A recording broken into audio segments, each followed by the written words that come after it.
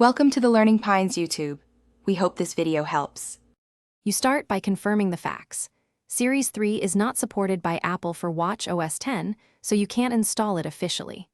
Once done, make a complete backup of your iPhone and watch data via iCloud and the Watch app, and update your iPhone to the latest iOS.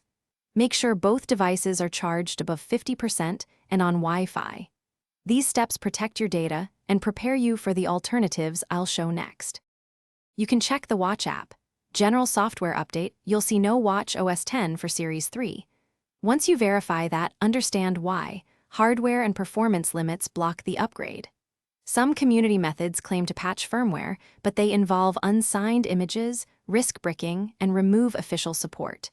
If you want full, safe access, make a plan to purchase a supported model. Otherwise, stick with current updates and security patches. You finish by reversing any risky attempts.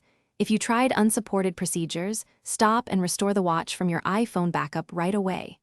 Make sure to unpair then repair the watch. This forces a fresh restore.